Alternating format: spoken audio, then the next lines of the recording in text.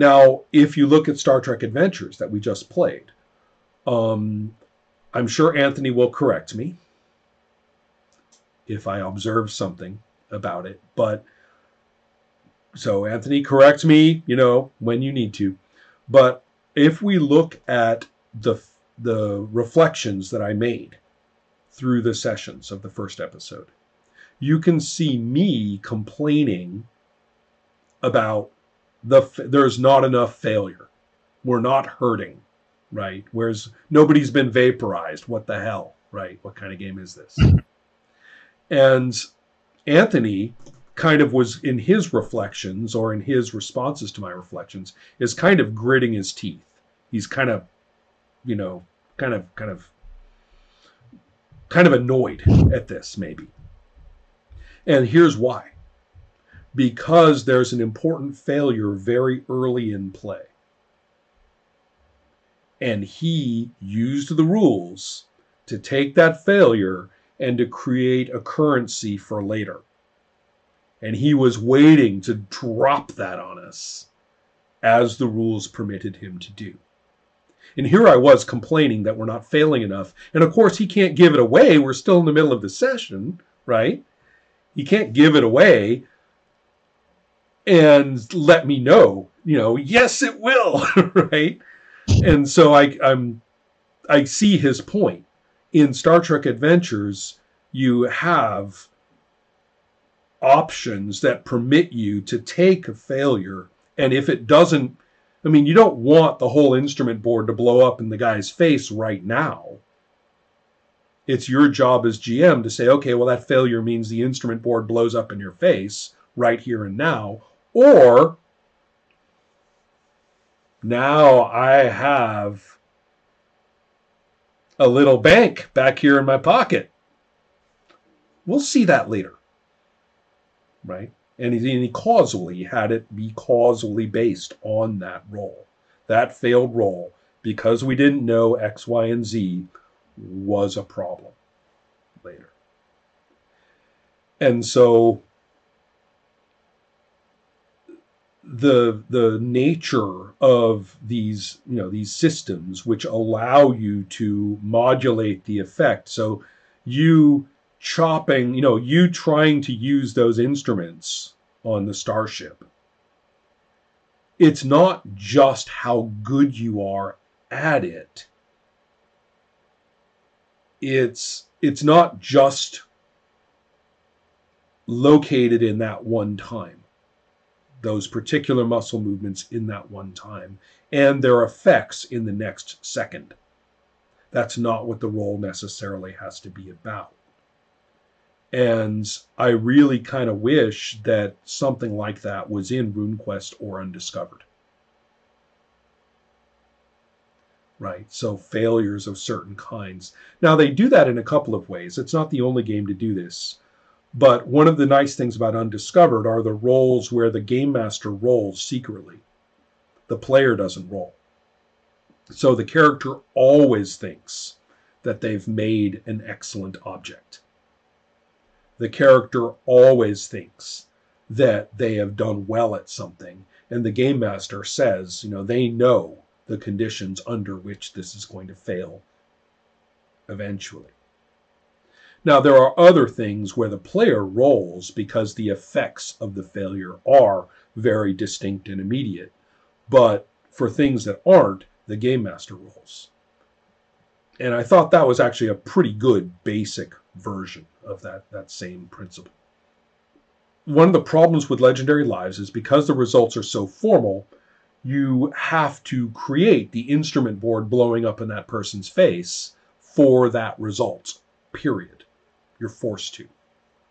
And the results are almost always right here and now.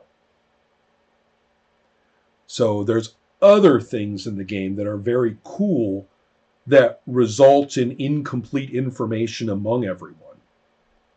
I've talked about that in my reflections about the game. The sincerity and the lie skills are really cool. Because you either try to tell the truth with sincerity, or you try to deceive someone with lie, and either one can be a success or failure. So if you use those a lot, you end up with all these non-player characters and player characters who think they know what's going on, but none of them actually have certainty that they've spotted every lie and they've trusted every truth. So that's really cool in Legendary Lives. But a lot of the other sort of task-based, non-information-based, activity-based skills have this weird explosive effect. You get this roll and, you were trying to do this thing, but now it's a disaster and you're drowning. You're like, well, come on, I was just trying to walk down looking at the boats, Really? So, do you see what I'm getting at? Why I'm finding the system, tricky because of this? So, that's... Playing with the curves might help, I think. And maybe a last thing, it's really intuition, but I don't know why in my own group, the people I play with like 10 years, it's almost a joke that everybody hates the D20, the D100. Right. Like everybody hates it. It's a joke. Yeah. But it's true. It's a true joke. Everybody hates, and we never really thought about it, but the spontaneous explanation is it's a flat curve. Right, and but the bell flat curves are better. But if you have a flat distribution on the die, but you have interesting curves in the table, true, then you'll end up with the effects that you like. So, yeah, and yeah. In those discussions, because when I started thinking about this, my own a little bit less spontaneous answer, which I understood was still very far from a rigorous analysis. When I've seen your post about failure and success in the RuneQuest game, about the skills actually. Yeah. My own explanation, and I took this from my own game when I was younger at Cult. Yeah. Remember? And what I remember from Cult was the problem is the degree of success. I don't know why, but that's how I felt. We should go back to Cult. I have the English translation, which came out in the 90s. And I'm given to understand is a little bit less disgusting than the original Swedish. Right. And so, but it's still pretty extreme in terms of its content. And as I recall, it was very influenced by RuneQuest. It's a percentage system, if I recall correctly. And with a D20, but it's basically the same. Yeah, I'll have to go and look at my copy, and I have actually never seen the Swedish version. One of my goals living here is to convince somebody to run Swedish Cult for me, and I can finally experience that. So at that time. I don't know. Why don't you look at... I don't know which rules you have. Is it just the French version of the original? I have the two. I have the French version, the second edition of the French version, which is the second edition of the English, which is actually a French translation of the second edition of the English translation.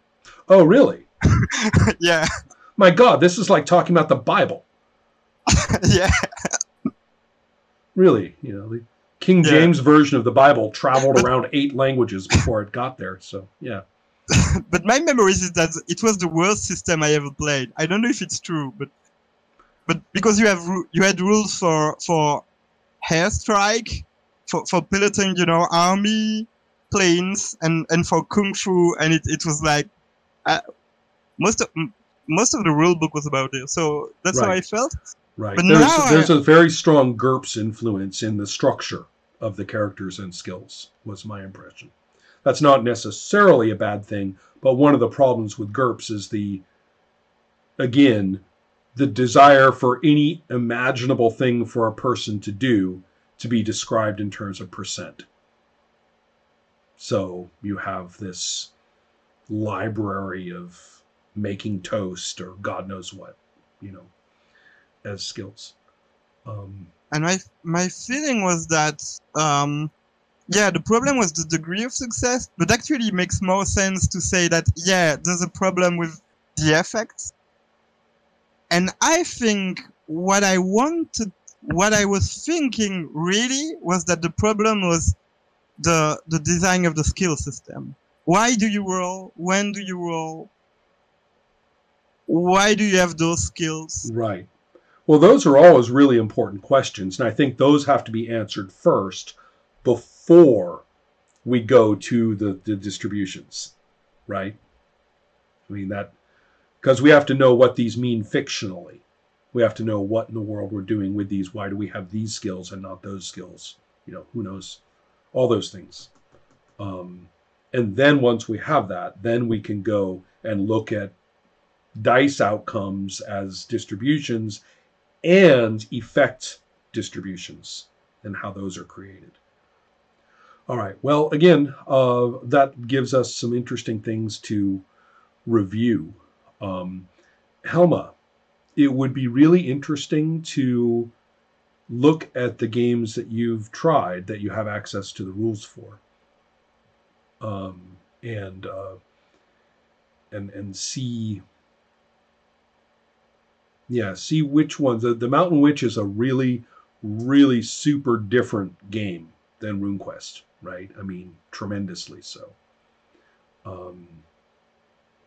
And the fact that we had a really good time with both of them.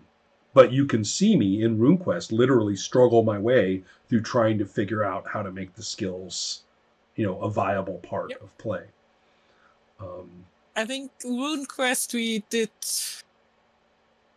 not massage, but we did work pretty hard on. I would say I did. I did. Yeah, I did massage it. I mean, I actually did almost do an edition, right? And make sort of a new edition of the game in order to play. So yeah. We are doing it much less right now with Undiscovered. Although that really... we had to make that one particular nudge. Yeah. Right?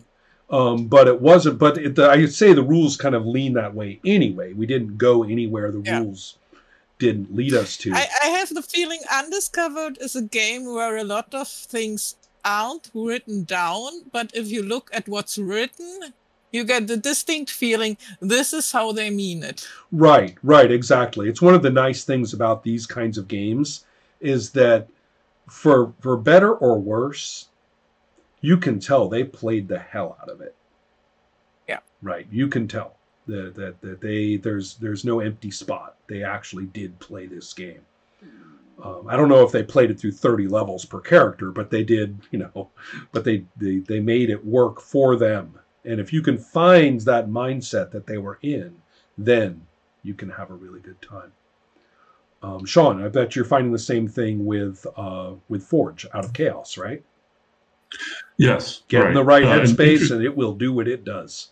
Yeah. Yes. And it's interesting, too, because it actually uses two different resolution because it uses the percentiles for some skills and the D20 for combat, things like that. Right. And then but it's designed, we talked about this last time, it's designed really for long-term play in terms of you have to, because each of your attack, or let's say dagger skill, it starts at 1, and then you have to not only successfully use it 100 times, but successfully roll for your experience 100, right? And then it jumps over to 2, and then it goes back down to 0. Oh, that's right. I remember that. It was really freaky. I don't think I'd ever seen anything quite like that before. Right. But then the other skills go up by percentage.